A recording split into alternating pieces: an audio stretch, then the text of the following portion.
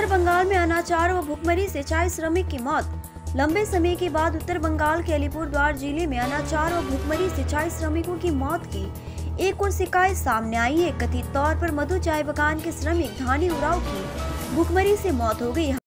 BOB salon में चल रहा है Valentine offer. Facial, manicure, pedicure, colouring, hair treatment आदि में बड़ी छूट के साथ आकर्षक पैकेज ऑफर 14 फरवरी तक लागू। हालांकि वो पहले से ही बीमार थे, लेकिन उन्हें उचित इलाज नहीं मिल सका। इस घटना में जहां बागान अधिकारियों की भूमिका पर सवाल उठने लगे हैं, वहीं राज्य सरकार भी कटघरे में है। फैक्ट फाइंडिंग कमेटी के सदस्यों के अनुसार मधु चाय बागान 2014 से लगातार बंद रहने के बाद 2021 में फिर से खुला गया। इससे बागान श्रमिकों को आशा की रोशनी दिखने लगी। हालांकि काले बादल अभी तक छटे नहीं है। बागान श्रमिकों के शब्दों में वर्तमान समय में यहां अनियमितता देखने को मिल रही है। राशन में भी अनियमितता बढ़ती जा रही है। ऐसे में बागान कर्मियों को परेशानी का सामना करना पड़ रहा है। फैक्ट फाइंडिंग कमेटी का दावा है कि धानी उरांव भी इस समस्याओं से पीड़ित थे। कथित तौर पर डिजिटलीकरण के युग में धानी उरांव के पास कोई बैंक खाता नहीं था और इसीलिए वह काम नहीं कर सका। वहीं दूसरी ओर आधार कार्ड का राशन कार्ड से लिंक नहीं होने के कारण खाद्य सामग्री भी मिसमैच हो रही है। ऐसे में पड़ोसियों और रिश्तेदारों की मदद से उरांव दंपति किसी तरह गुजारा कर रहे थे। स्थानीय लोगों के अनुसार मृत धानी उरांव की पत्नी की पीड़ा शब्दों से परे है। खाद्य और सुरक्षा के अलावा उनके पास रहने योग्य घर भी नहीं था।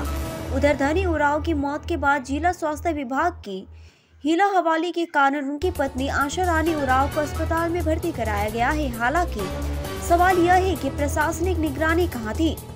इसी बीच धानी उरांव की मृत्यु के बाद पश्चिम बंगाल चाय श्रमिक संघ द्वारा एक तथ्यान्वेषी समिति का गठन किया गया। उस समिति में 2 वकील हैं। समिति के सदस्यों ने मृतक के घर सहित क्षेत्र का दौरा किया। उनके मुताबिक बिना पोस्टमार्टम के भी आसपास के हालात और उनकी पत्नी की शारीरिक स्थिति से स्पष्ट होता है कि धानी उरांव ने अपने दिन आधे भूखमरी रहकर गुजारे।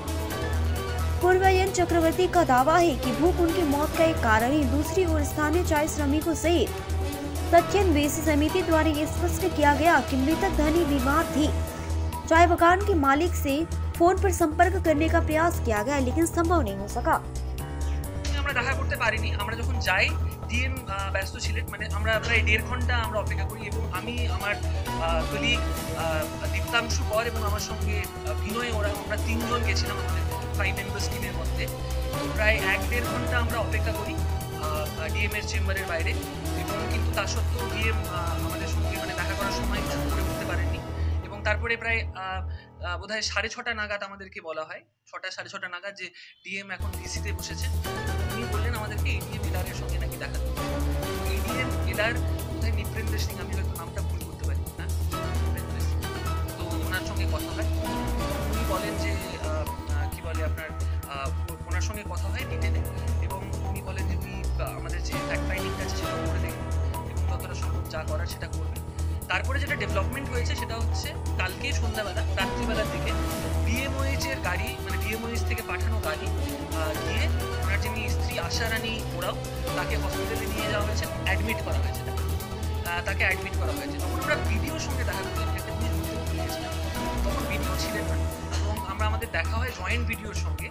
তো জয়েন্ট ভিডিও ওখানকার যিনি আছেন তিনি বলেন যে আমরা প্রোঅ্যাক্টিভ মেজার্স নেব এবং আমরা ইনশিওর করবো যে সমস্ত জিনিস এখন পর্যন্ত হয়নি, ব্যাংক অ্যাকাউন্ট বা আধার কার্ড তার জন্য যে ওনারা ডিপ্রাইভড হয়েছে মানে কি বলে বিভিন্ন গভর্নমেন্ট ওয়েলফেয়ার স্কিমস থেকে, সেটা যাই হোক, মানে ভান্ডার বা আপনার রেশন বা পাবলিক সিস্টেমের সুবিধা হোক, সেগুলো যেগুলো পাননি সেগুলোর জন্য আমরা সমস্ত রকম পদক্ষেপ নেব এবং আমরা ইনশিওর করবো যাতে খুব তাড়াতাড়ি সেগুলো হয়ে যায় এবং তারা সেই সমস্ত জিনিসগুলো পান, মানে সেই কি বলে সুবিধাগুলো পান। এবং তার সঙ্গে সঙ্গে তিনি 4 ইউনিট জিআর দেন, মানে যেটা হচ্ছে আমাদেরকে জেনারেল রিলিফ যেটাকে বলি আমরা। তো সেখানে 48 কিলো চাল, শাড়ি এবং নিচে পাতার বেডশিট, আপনার একটা ত্রিপাল এবং কিছু শীতের কম্বল, এইগুলো সমস্ত যায়। ওটা ইমিডিয়েটলি ওই রিলিফটা আসে। তো এই হচ্ছে মোটামুটি আমাদের মানে ফাইন্ডিংস। এবং এরপরে আমি হচ্ছে আপনাদেরকে আমাদের দাবিগুলো একটু আমি বলে দিচ্ছি। পেরেও যদি খাওয়া পাইতো তাহলে কিন্তু এইসব হইতো না। আর যে আমাদের রাশন সিস্টেম আছে ওইটা তো বলতেও খারাপ লাগে আমাদের।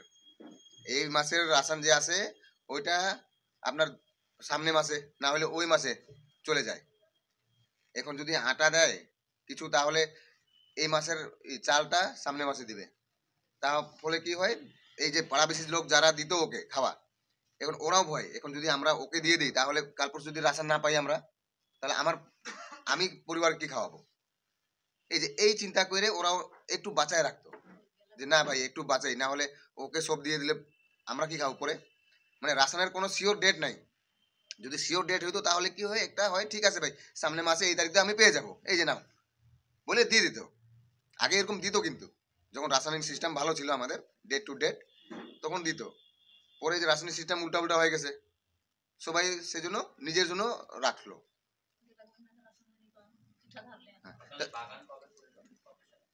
বাগান আমাদের 2021-এ, মানে প্রায় 8 বছর বন্ধ ছিল। 14তে বন্ধ হয়েছে আপনার কি বলে দুর্গাপূজার টাইমে, বোনাসের, হ্যাঁ বোনাসের টাইমে। না মধু এখন তো খুলছে আপনার এখন আপনার শ্যাম সুন্দর গোয়েল, আপনার শিলিগুড়িরই মালিক আমাদের।